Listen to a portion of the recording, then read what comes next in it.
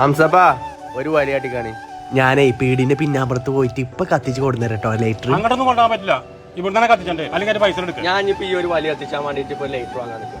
അല്ല കണക്ക് കൂടുതൽ കത്തിച്ച സത്യത്തിൽ എന്താ പ്രശ്നം? അവിടൊക്കെ വയസ്സിന് മൂത്ത ആൾക്കാരുണ്ട്, ഓര് കണ്ടു കഴിഞ്ഞാൽ പ്രശ്നമല്ല. ഈ നാട്ടിലെ ഏറ്റവും വയസ്സിന് മൂത്ത ആള് ഞാനാണ്. കണക്ക് ഇന്ത്യക്ക് വലിയ കുഴപ്പമില്ല. ഈ തന്ത പറയണ ശരിയാണല്ലോ. ആ ലൈറ്ററിന്റെ 10 കൂടി തരാം, വൈകുന്നേരത്ത് പണി മാറ്റി വരുമ്പോ തരാട്ടോ.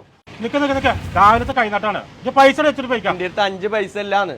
മര്യാദന്റെ കൈനാട്ടം കാട്ടിക്കോ, അല്ലെങ്കിൽ ആരും കൈനാട്ടം നേരുന്ന അവിടെ പോയിരിക്കേ. ഹംസപ്പാ 2 ചായ 2 പപ്സും ഇപ്പൊ കിട്ടും, വെയിറ്റ് ചെയ്യേ. ഹംസപ്പാ എത്രയായി?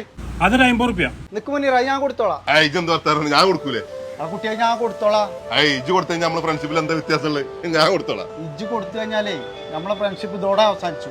ഇജെന്ത് വർത്താനം, ഞാൻ കൊടുത്തോളേ. ഞാൻ കൊടുത്തോളാം മുനീറ. ഇജാ പറയല്ലേ, ഞാൻ കൊടുത്തോളാം. അത് വിഷയമുള്ള കാര്യമല്ല.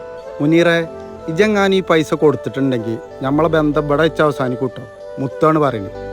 അങ്ങനെയാണെന്നുണ്ടെങ്കിൽ ആരും കൊടുക്കൂല പൈസ. അതന്നെ ഇച്ചും പറയല്ലേ, ആരും കൊടുക്കൂല.